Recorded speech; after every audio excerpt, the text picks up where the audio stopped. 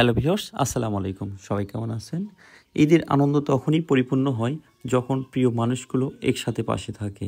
এবার ঈদের দ্বিতীয় দিনটা হয়ে উঠল সত্যি স্মরণীয়, কারণ আমরা একসাথে বেরিয়ে পড়েছিলাম একটা রঙিন স্বপ্নের রাজ্যে, দিনাজপুরের স্বপ্নপুরী। সকাল সকাল আমরা রেডি হয়ে 10 থেকে 12টা বাইক নিয়ে প্রায় 30 জন সদস্য আমরা আজকে রওনা দিচ্ছি স্বপ্নপুরীর উদ্দেশ্যে।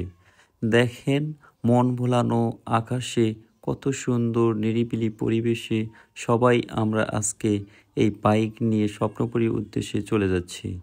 ছোট বড় সবাই মিলে যে এরম একটা আনন্দ উপভোগ করব আমি স্বপ্নেও ভাবতে পারিনি।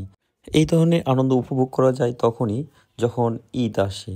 ঈদের সময় দেখবেন ছোট বড় যারা বাইরে থাকে তারা সবাই বাড়িতে চলে আসে। তখন সবাই একটা প্ল্যান করা হয় যে আমরা কোথাও ঘুরতে যাব। সেটা মাথায় রেখে আমরা আজকে বের হয়েছি স্বপ্নপুরীর উদ্দেশ্যে। খুব সুন্দর দিনাজপুর এলাকা। আমরা এখন আছি স্বপ্নপুরী রাস্তায়, দেখতে পাচ্ছেন নিরিবিলি পরিবেশে যে আমরা চলে আসছি স্বপ্নপুরী গেটের সামনে। এখন আমরা মেইন গেটের সামনে দেখেন অনেক পোলাপান এখানে আসছে। আমরা ছোটোবেলায় একটা বয়স থাকে আসলে সব কিছুরই। তো আমরা গাড়িগুলো পার্কিং করতেছি, দেখেন অনেক পার্কিং আছে। মনে হচ্ছে এই গাড়িটা ভেঙেই ফেলাবে তারা, নাচতে নাচতে। দেখেন কি একটা অবস্থা। অনেক ভালো লাগে অবশ্য এই ধরনের মজা করতে। আমরা ছোটোবেলায় অনেকেই ট্রাকে করে অনেক জায়গায় ঘুরতে গেছি। তো এটা হচ্ছে স্বপ্নপুরীর মেইন গেট। আমরা টিকিট নিছি, টিকিট নিয়ে আমরা ভেতরে ঢোকার চেষ্টা করেছি। এই যে দেখতে পাচ্ছেন আমরা সবাই গেটের সামনে আছি। তো এখানে হচ্ছে মাথাপিছু টিকিট হচ্ছে 100 টাকা।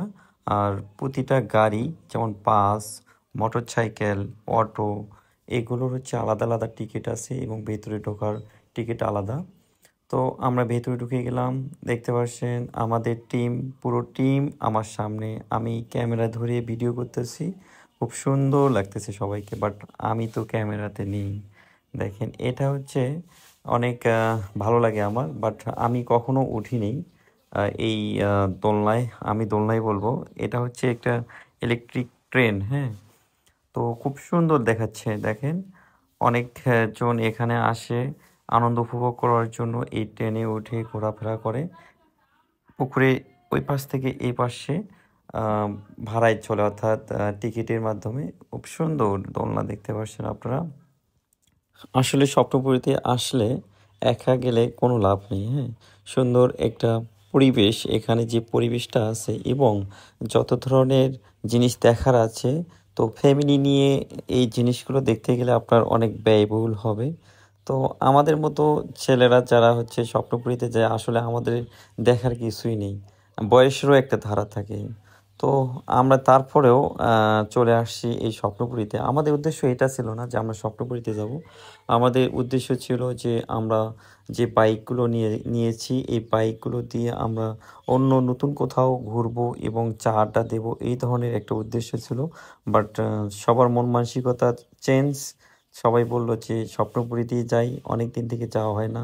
তো এই জন্যই স্বপ্নপুরীতে আসলাম। তো যে পরিমাণ গরম, যাই হোক ভালো লাগছে, আবার কষ্টও লাগছে। আপনারা কে কে স্বপ্নপুরীতে গিয়েছিলেন অবশ্যই কমেন্টসের মাধ্যমে জানাবেন। ভিডিওটা ভালো লাগলে অবশ্যই শেয়ার দেবেন। সবাইকে ধন্যবাদ। আসসালামু আলাইকুম।